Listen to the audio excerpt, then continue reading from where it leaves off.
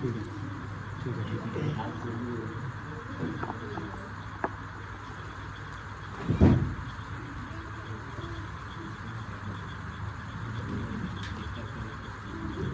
क्षमा चाहते हैं, टेक्निकल व्यवधान की वजह से विलंब हुआ। तो लीजिए, प्रस्तुत है नाटक परसाई का संसार।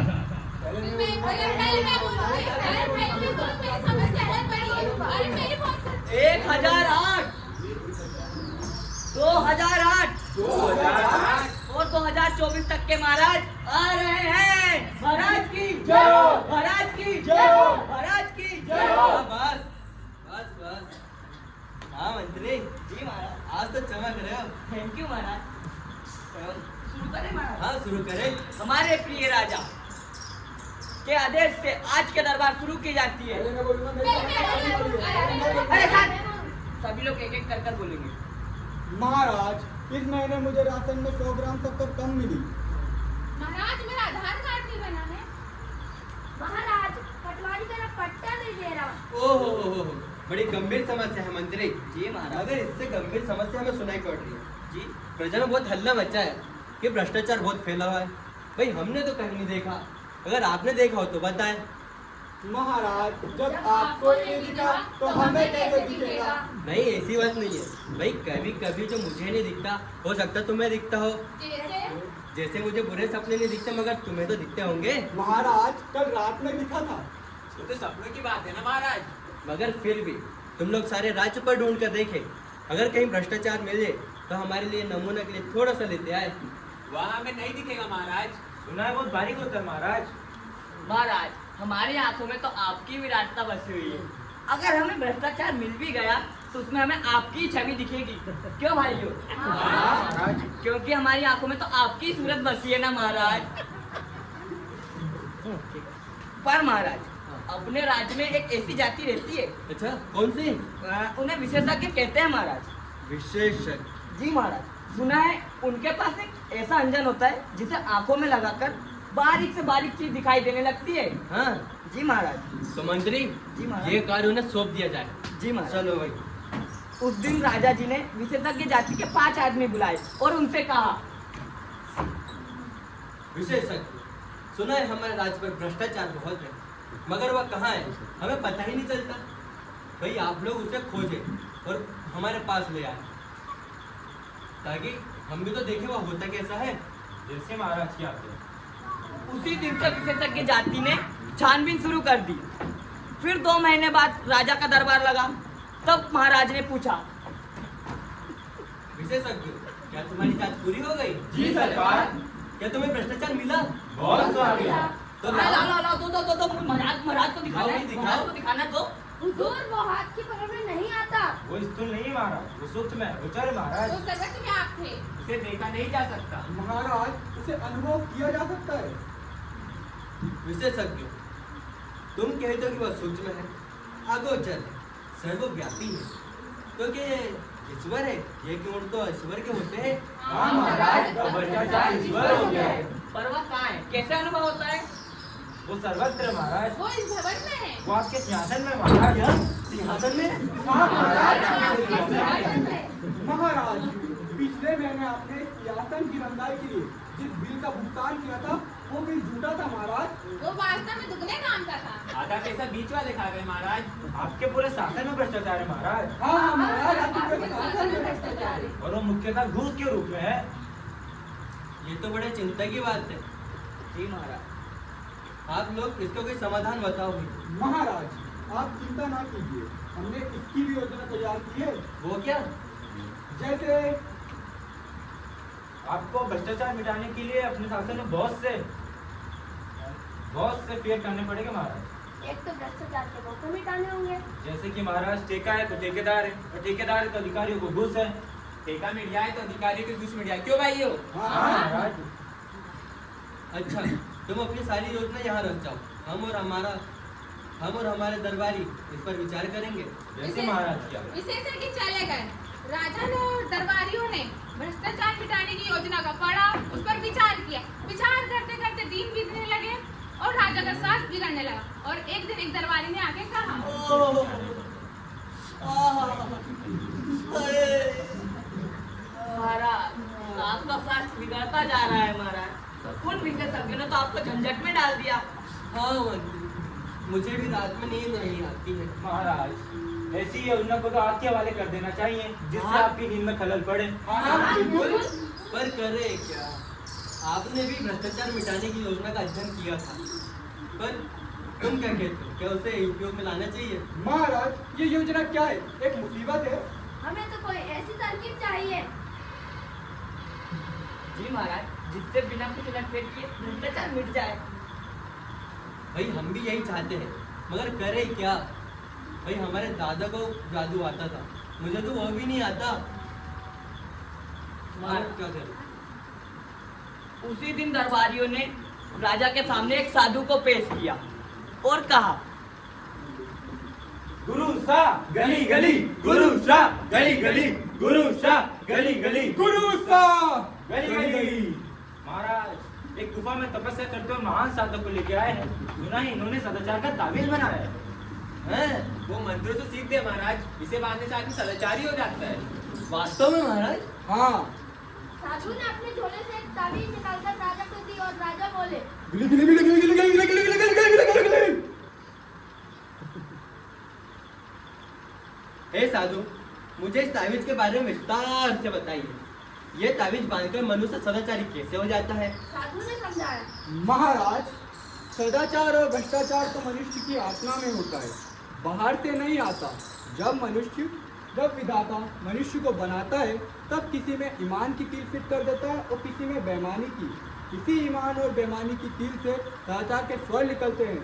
मगर साधु जी प्रश्न ये भी है ना कि जिससे आदमी के अंदर से बेईमानी के स्वर निकलते हैं, उसे दबाकर ईमान के स्वर कैसे निकाले जाए? हाँ बिल्कुल। हम इसी चिंतन में तो कब से लगे। जी बिल्कुल। मैंने अभी ये सदाचार का ताबीज बनाया है, जिसके बांधने से ही मनुष्य सदाचारी हो जाता है। मैंने इसे एक कुत्ते पे प्रयोग किया। मैंने जिस कुत्ते के भुजा पे ये बांधा, वो कुत्ता रोटी नहीं चुराता, बस सदाचारी के स्वर बोलता। वाह वाह वाह वाह, मुझे नहीं मालूम था हमारे राज्य पर ऐसे महान साधु भी रहते हैं। हे महात्मन, आपने हमारी समस्या ही हल कर दी। हम इस भ्रष्टाचार से बहुत परेशान थे।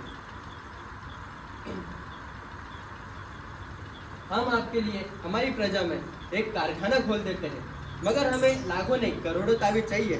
महाराज इसमें राज्य क्यों झंझट में पड़े? मैं तो कहता हूँ साधु बाबा को ठेका दे देते हैं, वो अपनी मंडली से ठेका ताबीज बनवाकर राज्य को सप्लाई कर देंगे महाराज। अवश्य अवश्य। हाँ मंत्री, ठीक कहते हैं। राजा को ये सुझाव बहुत पसंद आया। साधु को ताबीज बनाने का ठेका दे दिया गया। उसी समय 5 करोड़ रुपए कारखाना खोलने के लिए पैसे मिल गए। अखबारों में राजा की खबरें छपने लगी, सदाचार के ताबीज की खोज, सदाचार के ताबीज की खोज, सदाचार के ताबीज की खोज, सदाचार के ताबीज की खोज। आज की ताजा खबर, सदाचार के ताबीज की खोज, सदाचार के ताबीज की खोज। लाखों ताबीज बनाए गए। सरकार की निगरानी में हर सरकारी कर्मचारी की बुझाव पर एक एक ताबीज बांधे गए। फिर एक दिन राजा की उत्सुकता जागी। सोचा एक देखे तो यह ताबीज काम कैसे करता है। राजा वेश बदलकर उस कर्मचारी के पास गए। उस दिन 2 तारीख थी, एक दिन पहले ही तनख्वाह मिली। साहब, हमने पट्टा बनवाने को दिया था, वो थोड़ा जल्दी बन जाता तो अच्छा होता। चले जाओ यहाँ से, घूस लेना पाप है। वाह, इस ताबीज ने तो अधिकारी को ईमानदार बना दिया। राजा फिर एक दिन वेश बदलकर उस दिन 31 तारीख, महीने का आखिरी दिन। साहब, हमने पट्टा बनाने का आवेदन किया था, थोड़ा जल्दी बन जाता तो। अभी बनाए देते हैं। ए, मैं तुम्हारा राजा हूँ, क्या तुमने सदाचार का ताबीज आज बांध के नहीं आया? बांधा है महाराज, ये देखिए। ताबीज तो बंधा है, पर ये कैसे हो सकता है? मैं देखता हूँ इसमें से आवाज क्या आ रही है। आज तो 31 है, आज तो ले ले, आज तो 31 है, आज तो ले ले, आज तो 31 है, आज तो ले ले। जन तो तेने कहिए, ये वीर बनाई जाने। वैष्णव जन तो तेने कहिए, ये वीर बनाई जाने। वैष्णव करोड़पति है, भगवान विष्णु का मंदिर है, जायदाद लगी है, भगवान सूदखोरी करते हैं, ब्याज से कर्ज देते हैं, मगर वैष्णव भगवान विष्णु की 2 घंटे लगातार पूजा करते हैं। फिर गादी तकिए वाली बैठक में बैठकर धर्म को धंधे से जोड़ते, धर्म धंधे से जुड़ जाए, इसी को तो योग कहते हैं। कर्ज लेने वाले आते हैं, विष्णु भगवान के मुनीम हो जाते हैं। कर्ज लेने वालों से दस्तावेज बनवाते हैं। दस्तावेज लिख दी, रामलाल वल्द श्यामलाल भगवान जो की। वैष्णव बहुत दिनों से विष्णु के पिता के नाम की तलाश में है, पर वो मिल नहीं रहा है। मिल जाए तो बल्कि ठीक हो जाए। वैष्णव के पास नंबर 2 का बहुत पैसा हो गया है, कई एजेंसियां ले रखी है, स्टाकीज भी है। जब चाहे माल दबाकर ब्लैक करने लग जाते हैं। मगर 2 घंटे विष्णु पूजा में कभी नागा नहीं करते। सब प्रभु कृपा से हो रहा है। जय हो भगवान। जय हो भगवान। उनके प्रभु भी शायद 2 नंबर ही है, 1 नंबर ही होते तो शायद ऐसा नहीं करने देते। वैष्णव सोचता है अपार नंबर 2 का पैसा इकट्ठा हो गया है, इसका क्या किया जाए, बढ़ता ही जाता है। वही आदेश देंगे कि क्या किया जाए। वैष्णव एक दिन प्रभु की पूजा के बाद हाथ जोड़ के प्रार्थना करने लगा, प्रभु आपके ही आशीर्वाद से हमारे पास इतनी सारी 2 नंबर का धन इकट्ठा हुआ है। अब मैं इसका क्या करूं? आप ही रास्ता बताओ भगवान, अब मैं इसका क्या करूं? प्रभु कष्ट हरो सबके, प्रभु कष्ट हरो सबके, प्रभु कष्ट हरो सबके। वैष्णव की शुद्ध आत्मा से आवाज उठी, हम माया जोड़ी है तो माया का उपयोग भी सीख। तू एक बड़ा होटल खोल, आजकल होटल बहुत चल रहा है। वैष्णव ने प्रभु का आदेश मानकर एक विशाल होटल बनवाया, बहुत अच्छे कमरे, खूबसूरत बाथरूम, नीचे लॉन्ड्री, नाई की दुकान, टैक्सियां, बाहर बढ़िया लॉन, ऊपर टेनिस गार्डन। और वैष्णव ने खूब विज्ञापन करवाया, कमरे का किराया 30 रुपए। होटल खुला है, होटल खुला है, शहर में नया होटल खुला है। होटल खुला है, होटल खुला है, शहर में नया होटल खुला है। फिर वैष्णव के सामने धर्म संकट आया। भोजन कैसा होगा? उसने सलाहकार से कहा। मैं वैष्णव हूँ, मैं शुद्ध शाकाहारी भोजन कराऊंगा। शुद्ध घी की सब्जी, दाल, पापड़, रायता वगैरह। बड़े होटल का नाम सुनकर बड़े बड़े लोग आने, बड़ी बड़ी कंपनी के एग्जीक्यूटिव, बड़े अफसर और बड़े साहब। ये सोचकर वैष्णव बड़ा खुश हुआ। फिर एक दिन वैष्णव ने देखा कि उसके होटल में ठहरने वाले थोड़े असंतुष्ट थे। एक दिन एक कंपनी का एग्जीक्यूटिव बड़ा तेज से वैष्णव के पास आया और कहने लगा, क्यों भाई इतने महंगे होटल में हम ये घास पत्ती खाते हैं, यहाँ पे नॉनवेज क्यों नहीं है? वैष्णव ने जवाब दिया, मैं वैष्णव हूँ, मैं अपने होटल में गोश्त का इंतजाम कैसे करा सकता हूँ? वैष्णव हो तो ढाबा खोलो, ये आधुनिक होटल खोलने की क्या जरूरत है? तुम्हारे यहाँ आगे कोई नहीं ठहरे। वैष्णव ने कहा, भाई यह धर्म संकट की बात है, मैं प्रभु से पूछूंगा। हम भी बिजनेस में हैं, हम कोई धर्मात्मा नहीं, ना मैं ना आप। वैष्णव ने कहा, मुझे तो यह सब कुछ प्रभु विष्णु ने दिया है, मैं वैष्णव के धर्म के प्रतिकूल कैसे जा सकता हूँ? मैं प्रभु के सामने नतमस्तक होकर उनका आदेश लूंगा। दूसरे दिन वैष्णव साष्टांग विष्णु के सामने लेट गया और कहने लगा, प्रभु यह होटल बैठ जाएगा। ठहरने वाले कहते हैं कि हमें यहाँ बहुत तकलीफ होती है। मैंने तो वैष्णव भोजन का इंतजाम कराया है, पर वो मांस मांगते, मैं क्या करूँ? वैष्णव की शुद्ध आत्मा से आवाज उठी, मूर्ख, गांधी से बड़ा वैष्णव इस युग में कौन हुआ है? गांधी का भजन है, वैष्णव जन तो तेरे कहिए, ये पढ़ाई जाने रे। तू इन होटल में रहने वालों की पीठ क्यों नहीं जानता? उन्हें अच्छा अनुसार खाना नहीं मिलता, उनकी पीठ को स्वागत और उस पीठ को दूर कर। वैष्णव समझ गया, उसने जल्दी गोश्त, मुर्गा, मछली का इंतजाम करवा दिया। होटल के ग्राहक बढ़ने लगे, मगर एक दिन फिर वही एग्जीक्यूटिव आया और कहने लगा, हाँ आप ठीक है, मांस भी मिलने लगा है, पर एक बात है, मांस तो पचाने का दवाई भी तो चाहिए। वैष्णव ने कहा, लवण भास्कर चूर्ण का इंतजाम करवा देता हूँ। आप कुछ नहीं समझते, मेरा मतलब बियर, यहाँ मदिरा का एक बार खोलिए।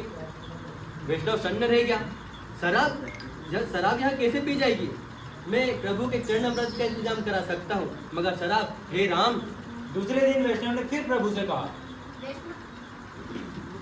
प्रभु वे लोग मदिरा मांगते हैं, मैं आपका भक्त मदिरा कैसे पिला सकता हूँ? वैष्णव की शुद्ध आत्मा से आवाज उठी, मूर्ख, तू क्या होटल बिठाना चाहता है? देवता सोमरस पीते थे, वही सोमरस या मदिरा है। इसमें तेरा वैष्णव धर्म कहाँ भंग होता है? सांबे में 63 लोग सोमरस और मदिरा की स्तुति में, तुझे धर्म की समझ है या नहीं?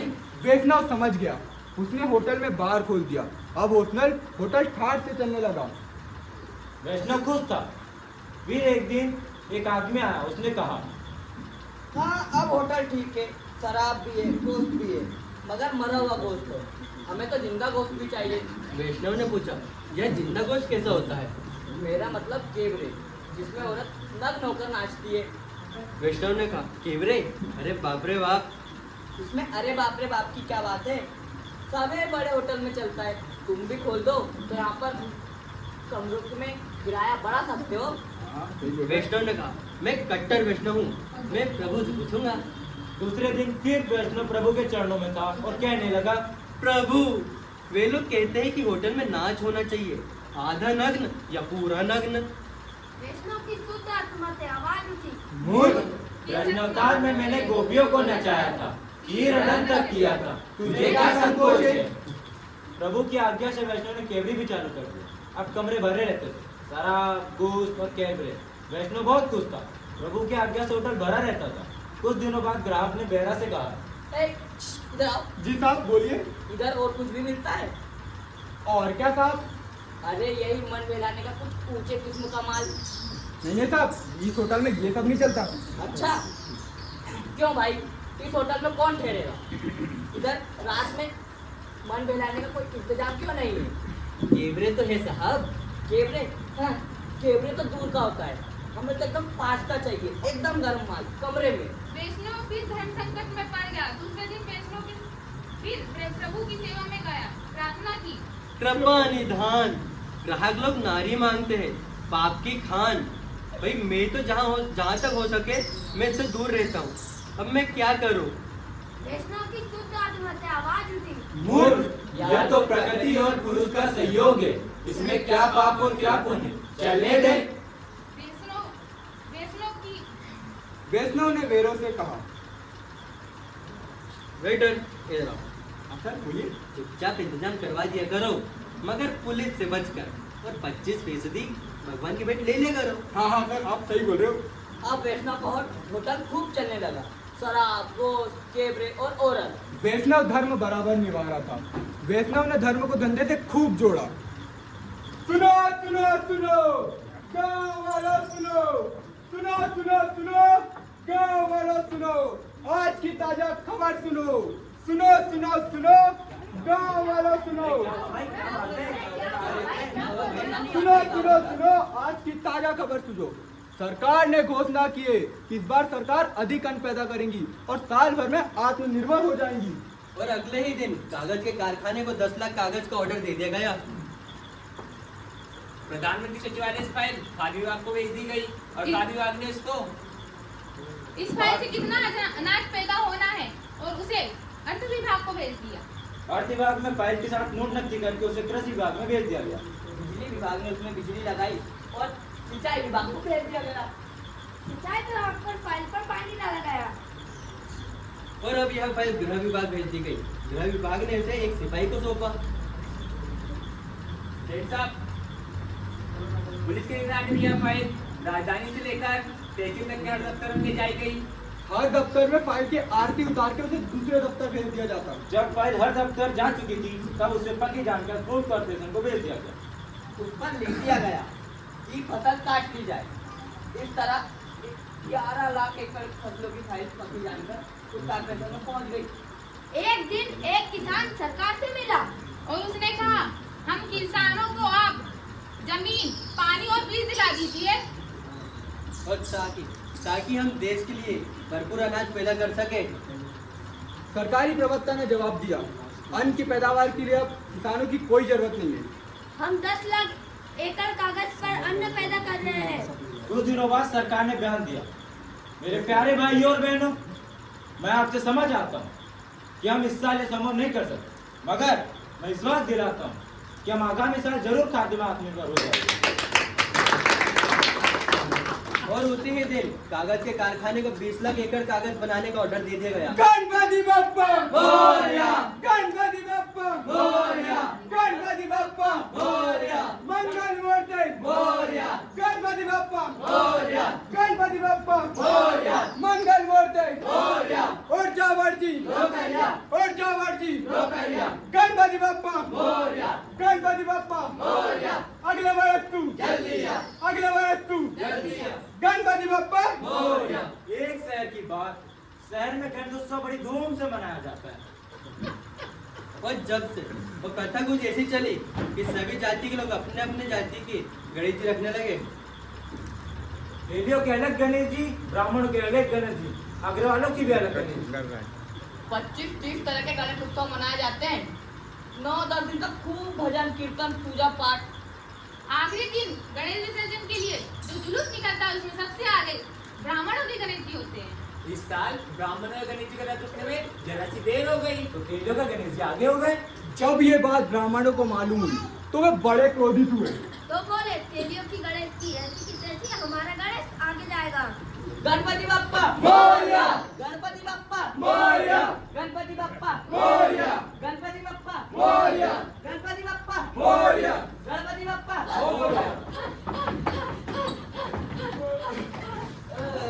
गुड मॉर्निंग भाई। गुड मॉर्निंग सभी को। आज सुबह उठने में लेट हो गए तो बहुत लेट आई। हाँ मैं भी बहुत लेट हो गया आज तो।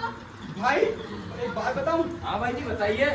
मेरे दफ्तर में ना हाँ। 2 लेखक रहते, वो आपस में झगड़ते रहते। मैं सोचता हूँ कि दोनों में मित्रता हो जाए, पर मैं हर बार की कोशिश मेरी व्यर्थ हो जाती है। अरे रे। मैं तो 3-4 दिनों के लिए चला गया था। लौट कर आया तो देखा दोनों में गाढ़ी मित्रता हो गई है। दोनों साथ बैठते, साथ ही चाय पीते। घंटों गपशप करते। दोनों में बड़ा प्रेम हो गया। भाई मैंने एक आदमी से पूछा, क्या? क्यों भाई क्या रहस्य है इनकी मित्रता का? बड़ा प्रेम हो गया है। तो उत्तर उस मिला।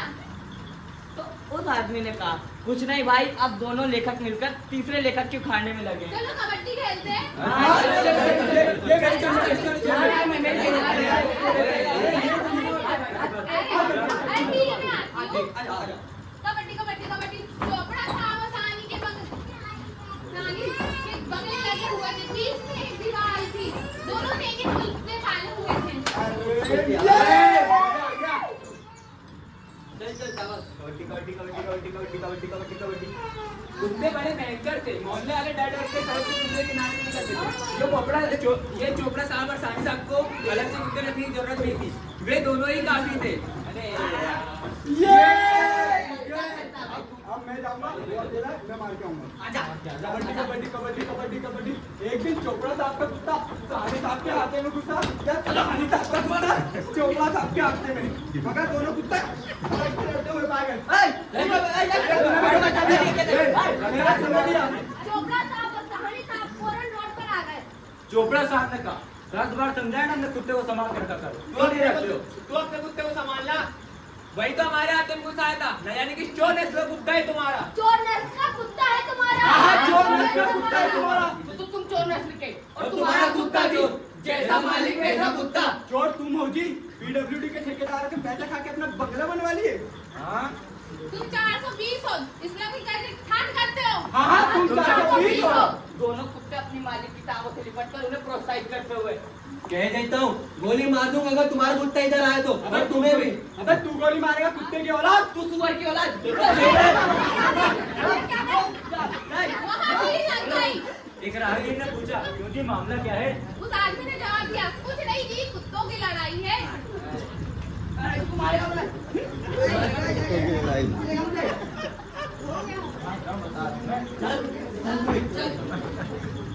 हम करेंगे सबका दान, देश हमारा सबसे महान। हम करेंगे श्रम का दान, देश हमारा सबसे महान। हम करेंगे श्रम का दान, देश हमारा सबसे महान। हम करेंगे श्रम का दान। देश हमारा सबसे महान। शहर में ऐसा शोर था कि असली पुस्तकों का बहुत इतिहास चल रहा है। तो फिर क्या हुआ? फिर क्या होना था? असली पुस्तकें सरेआम सड़क पर बिक रही थी। तौबा तौबा। अखबारों और समाचारों में यह पुस्तकें सरेआम बिक रही थी।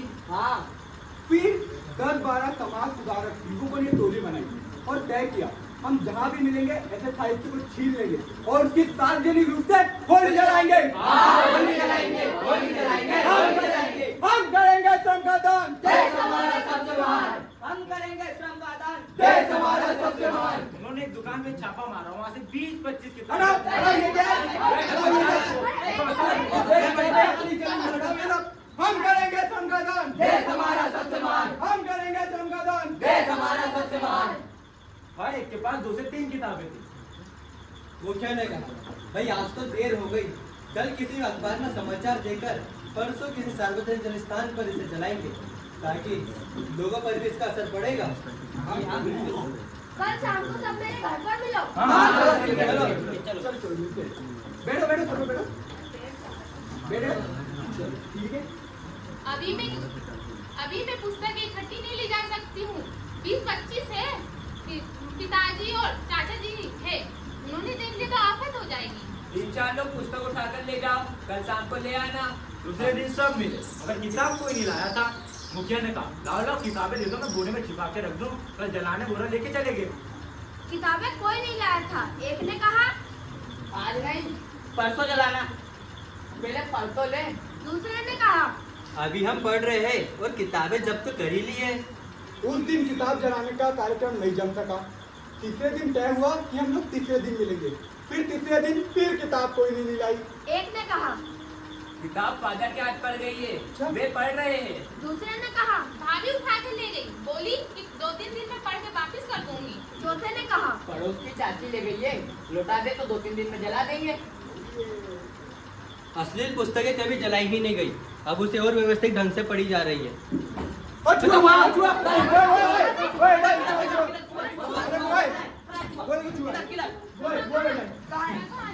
अभी अरे अभी गया यहाँ से।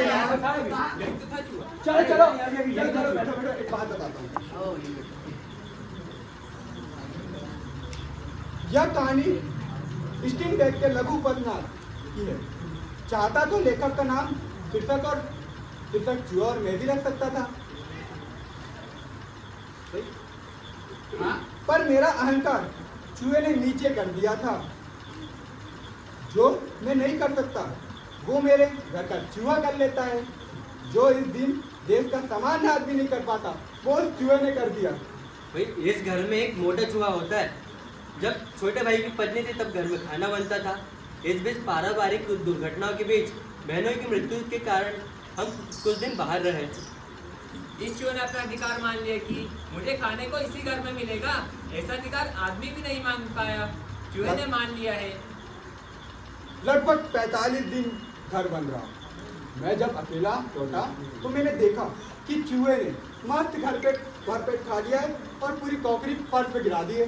वो खाने की तलाश में भड़बड़ाता होगा, कॉन्क्रीट डिब्बों में खाना तलाशता होगा, उसे खाने को कुछ नहीं मिलता होगा तो पड़ोस में आके कुछ खा लेता होगा और जिंदा रहता होगा। पर घर पर उसने नहीं छोड़ा, उसने इसी घर को अपना घर मान लिया था। जब मैं घर में घुसा, बिजली जलाई तो मैंने देखा कि वह खुशी से चहकता हुआ यहाँ से वहाँ दौड़ रहा है। वह शायद समझ गया कि इस घर में खाना बनेगा, डिब्बे खुलेंगे और उसकी खुराक उसे मिलेगी। दिन भर वो आनंद से सारे घर में घूमता रहा। मैं देख रहा था, उसकी उल्लासा से मुझे अच्छा ही लगा। पर घर उसने नहीं छोड़ा, उसने इसी घर को अपने घर मान लिया था। पर घर में खाना बनना भी शुरू नहीं हुआ। मैं अकेला था बहन क्या, जो पास में ही रहती है। दोपहर को भोजन कर लेता, रात को देर से खाता हूँ तो बहन डब्बा भेज देती है। खाना खाकर डब्बा बंद करके रख देता हूँ। चूहराम निराश हुए, सोचते होंगे ये कैसा घर है। आदमी आ गया, बिजली आ गई, मगर खाना नहीं बनता। अगर कुछ बनता तो रोटी उठा के खा लेता ना। मुझे एक नया अनुभव हुआ। रात को चूहा बार-बार आता और तीर की तरह मच्छरदानी पर चढ़कर कुरकुराता। रात में कई बार मेरी नींद टूटी, मैं कई बार उससे भगाता हूँ, फिर वापस आ जाता है और मेरे सर के पास हलचल करने लगता। वो भूखा था, मगर उसे सीधे पेट की समझ कैसे आई। वो मेरे सिर के तरफ सीधे आकर हलचल करने लगता। एक दिन वो मेरे मच्छरदानी में घुस गया। मैं बड़ा परेशान, क्या करूं? इसे मार दो या किसी अलमारी के नीचे मर गया तो सड़ेगा, सारा घर दुर्गंध से भर जाएगा। फिर भारी अलमारी हटाकर इसे निकालना पड़ेगा। चूहा दिन भर बड़बड़ाता और रात को मुझे तंग करता। मुझे नींद आती मगर चूहाराम फिर मेरे सिर के पास बड़बड़ाने लगते। आखिर एक दिन मुझे समझ आया कि चूहे को खाना चाहिए। उसने इस घर को अपना घर मान लिया। वो अपने अधिकारों के प्रति सचेत है। वो रात को मेरे सिराने आकर शायद ये कहता, क्यों बे तू आ गया? मैं यहाँ भूखा हूँ, मैं इस घर का मालिक हूँ और तू चैन से खा रहा है। तूने तो मेरी नींद हराम कर दी और तू आराम से खाता है। मैं इस घर का सदस्य हूँ, मेरा भी हक है, मैं तेरी नींद आराम कर दूंगा। तब मैंने उसकी मांग पूरी करने की तरकीब निकाली। रात को मैंने भोजन का डब्बा खोला तो पापड़ के कुछ टुकड़े यहाँ वहाँ डाल दिए। वो कहीं से आया और उठ के अलमारी के नीचे जाने लगा और बैठ के खाने लगा। भोजन करने के बाद मैंने कुछ रोटी के टुकड़े डाल दिए। तो उठ के देखा सब आ गया था। एक दिन बहन के यहाँ से चावल के पापड़ आए थे। मैंने 3-4 टुकड़े फर्श पर डाल दिए। चूहा आया, सूंघा, लौट गया। उसे पापड़ के चावल पसंद नहीं। मैं उसकी पसंद देखकर आश्चर्यचकित रह गया। मैंने रोटी फर्श पर डाल दी। एक दिन वह खाता हुआ मुझे दिख गया। वह एक टुकड़ा उठाकर ले जा रहा था। अब ये रोजमर्रा का काम हो गया था। चूहा आता, डिब्बा खोलता और देखता कुछ है, उसे नहीं दिखता। फिर मैं जब जाता तो मैं चूहे को देखता तो चूहा बाहर निकल कर आ जाता। मैं 1-2 टुकड़े डाल देता, वो टुकड़ा के ले जाने लगता, पर इतने से उसकी भूख शांत नहीं होती थी। मैं भोजन करके रोटी के टुकड़े फर्श पर डालता था और रात को उन्हें खा लेता और सो जाता। इधर मैं भी चैन की नींद सोता, चूहा मेरे सीन के पास आके गड़बड़ नहीं करता। फिर वो कहीं से अपने एक भाई को लेकर आया और कहा, चल रहे मेरे साथ उस घर में, मैंने इस रोटी वाले को तंग करके डरा के खाना निकलवा लिया है। चल दोनों खाएंगे, उसका बाप भी हमको खाने को देगा, वरना हम उसकी नींद आराम कर देंगे। हमारा हक है। अब दोनों चूहा मजे से खा रहे हैं। मगर मैं सोचता हूँ आदमी कब इस चूहे की तरह आचरण करेगा? हमारे देश का आदमी कब इस चूहे की तरह आचरण करेगा? इस देश का आदमी कब इस चूहे की तरह आचरण करेगा? हाँ, इस देश का आदमी कब चूहे की तरह आचरण करेगा?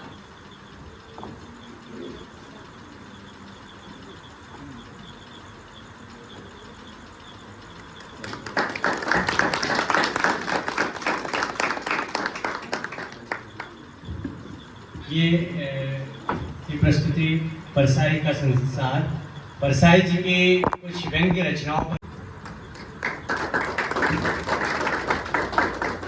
विशाल बिंजाड़े, आइए बताओ इनके बारे में बताओ।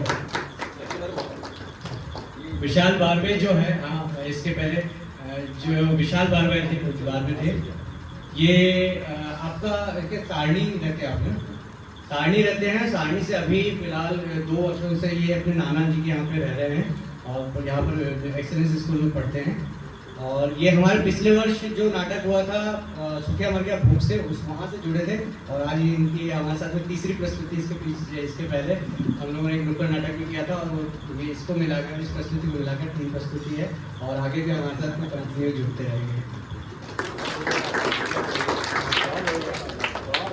और वो महीने भर की पूरी प्रस्तुति दिए, 10 दिन का प्रयास था। ये है विशाल बिंजाड़े। ये भी वहाँ से आते हैं, बगदोना के नज़दीक एक गांव है, वहाँ से रोज आ रहे हैं। इनके एक और साथी हैं, उनके बारे में भी इंट्रोड्यूस करूँगा। रोज आते थे, सुबह आते थे और शाम को 7:30-8 बजे जाया करते थे। बहुत डेडिकेट, बहुत मेहनती। पहली बार जीवन में नाटक कर रहे हैं और पहली बार करने के हिसाब से इन्होंने इतना किया। मैं इनको लिटरली वास्तविकता से इनको अप्रिशिएट करता हूँ कि इन्होंने इतना अच्छा प्रयास किया और आगे भी ऐसे ही मुकाम को हासिल करेंगे और ऐसे ही काम करते रहेंगे। अब है राजकरण भलावी।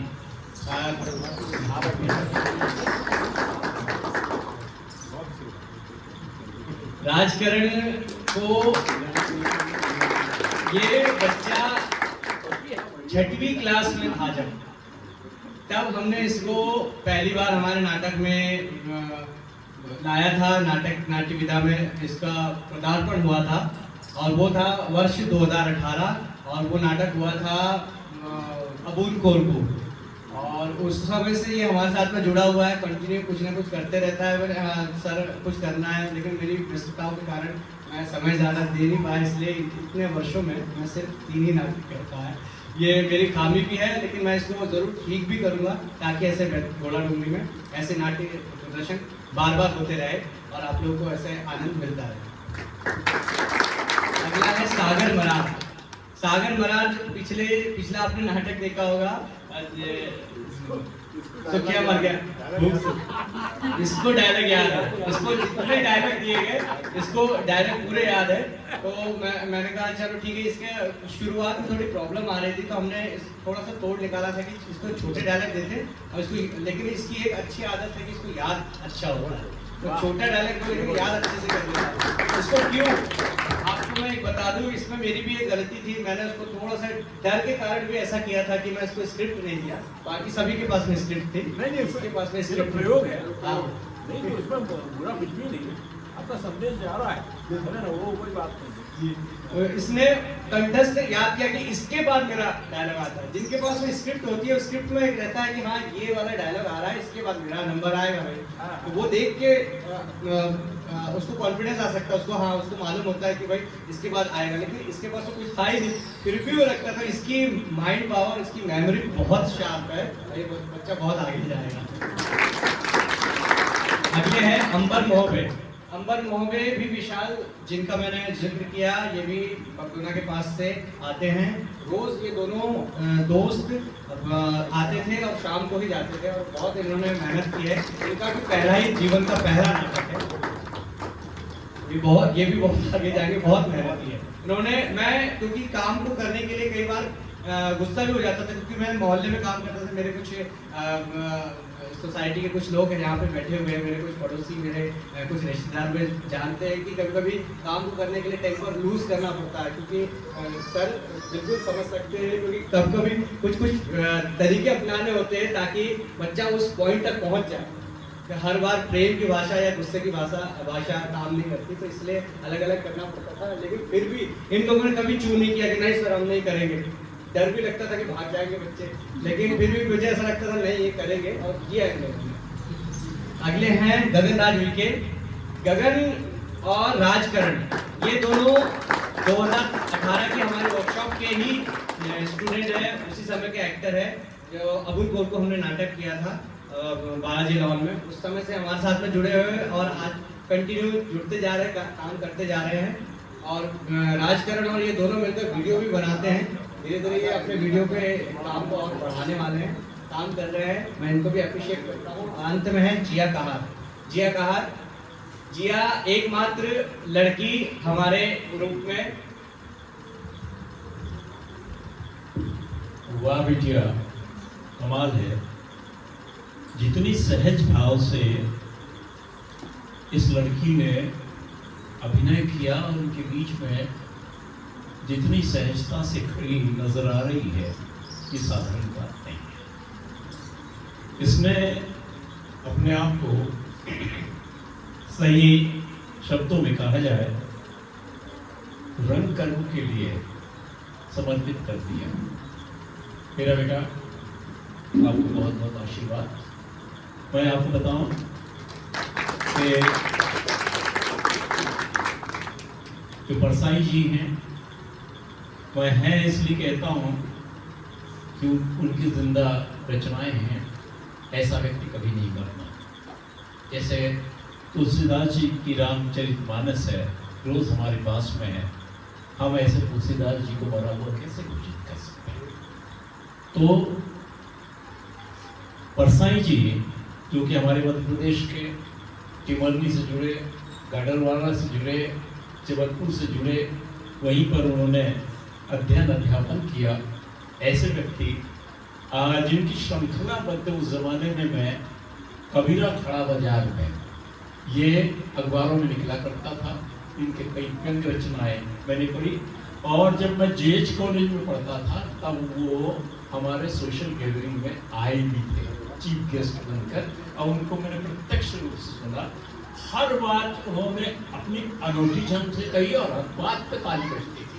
बिल्कुल साधारण आदमी थे, ब्रह्मचारी आदमी थे, शादी नहीं की, क्योंकि उनका ये कहना था कि मेरा जैसा आदमी शादी नहीं कर सकता, समझा ना, क्योंकि मैं अपनी बीवी पे भी रोज मैं व्यंग किया करूँगा, वो नाराज हो जाएगी। तो ऐसे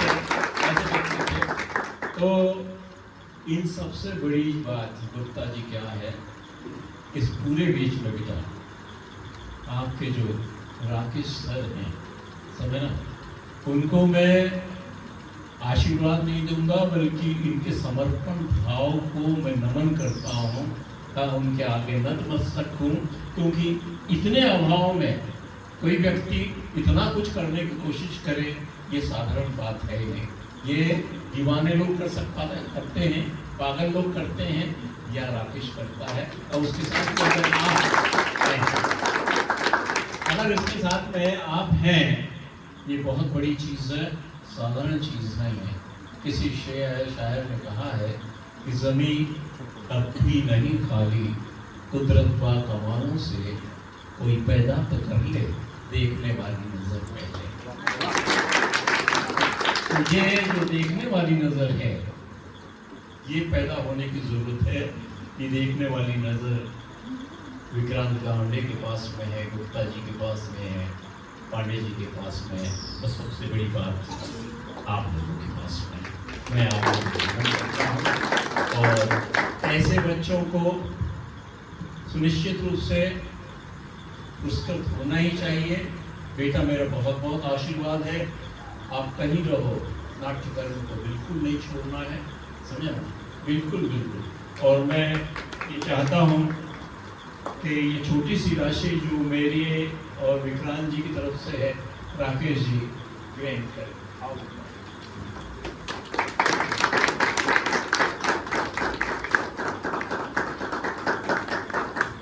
और दरअसल इस ग्रुप को आप सभी को कुछ न कुछ देना चाहिए, क्योंकि बगैर किसी स्वार्थ भाव से इन्होंने इतना अच्छा प्रदर्शन यहाँ पे किया। मैं इन्हीं के साथ में फिर से आप सभी को आशीर्वाद देता हूँ, अपना स्नेह देता हूँ और ईश्वर करे कि आपका जज्बा कभी खत्म न हो और आप पूरे उत्साह से उसमें जुड़े रहें और आत्मविश्वास से जुड़े रहे। आपके चेहरे पे बिल्कुल ये नहीं दिखना चाहिए है कि आप कहीं मिश्रत हो रहे हैं। 100% इसमें इन्वॉल्व हो चाहिए है। आप आपके नाम के नहीं है, जो किरदार आप निभा रहे हैं उसमें आप डूब जाएं तो देखिए कितना मजा आता है। तो आपकी जय है, आपकी जय। धन्यवाद सर आपके शुभाशीष वचनों के लिए, आपका आशीर्वाद। कि हम बड़े सौभाग्यशाली है कि आपने साई जी के साथ में उनके वक्तव्य को सुना और उनको प्रत्यक्ष देखा और उनको जाना। और आप इतने महान हैं कि आप हमेशा इतने बड़े व्यक्तित्व होने के बाद भी हमें आशीर्वाद देने हर बार आ जाते हैं। सिर्फ एक मैसेज भी करना होता है कि सर नाटक है, आपको आना है, तो सर अपने 100% यहाँ पर देते हैं और हमेशा आशीर्वाद करा रहे हैं। उनके लिए धन्यवाद करता हूँ सर। और मैं इसी कड़ी में मेरे गुरु श्री विक्रांत गावंडे सर से निवेदन करूँगा कि कृपया 2 शब्द कहें इस पर।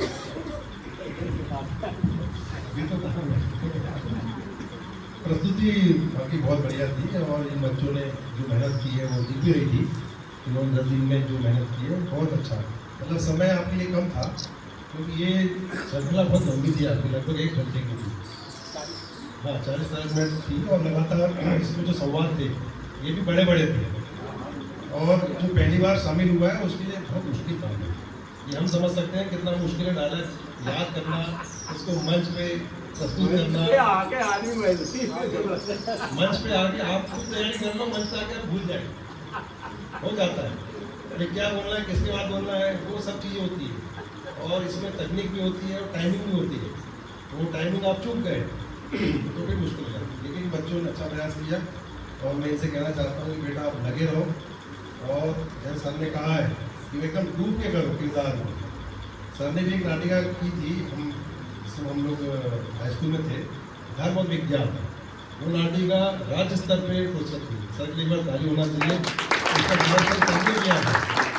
और ये सन 80 की बात है, सन 80 में सर ने जो नाटिका बनाई थी खुद ही लिखी थी उन्होंने और पूरा डायरेक्ट सर ने किया था और ये राज्य स्तर पे गई थी रायपुर में, तो वहाँ पुरस्कृत हुई थी। तो सर जो है बहुत पुराने जुड़े हुए हैं, रंगकर्मी है, बहुत बढ़िया शायर हैं, एक शायरी अभी सुनेंगे उनसे बताओ। तो बेटा बहुत बहुत शुभकामनाएं और बहुत सारी शुभकामनाएं, बधाई आपको, आशीर्वाद।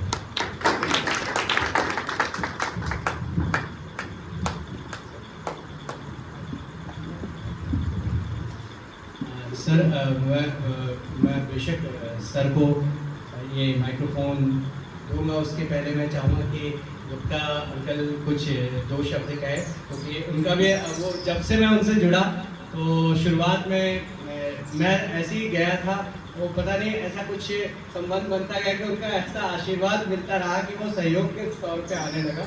तो मैं चाहूँगा कि वे भी 2 शब्द कहें इस प्रस्तुति के लिए, और इतने बहुमूल्य समय में से उन्होंने भी अपना समय निकाला इसलिए भी धन्यवाद।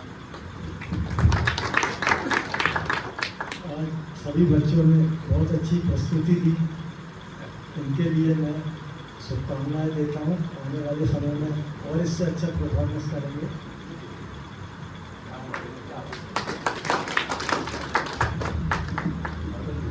पांडे जी सर, अगर आप 2 शब्द कहें। आगे बढ़ते हैं, छोटे वाले बच्चे पिछले नाटक में भी वो तारीख लेकर गया था। तो मैं अब माइक सौंपता हूँ हमारे गुरुओं के गुरु कहना चाहिए, ये महागुरु, क्योंकि सर ने जैसे बताया कि 80 के दशक में सर ने नाटक किया, तो 80 के दशक के नाट्य कर्मी है, रंग कर्मी है। तो मैं गुरुओं के गुरु महागुरु को ये माइक्रोफोन सौंपता हूँ और अब मंच उनका है।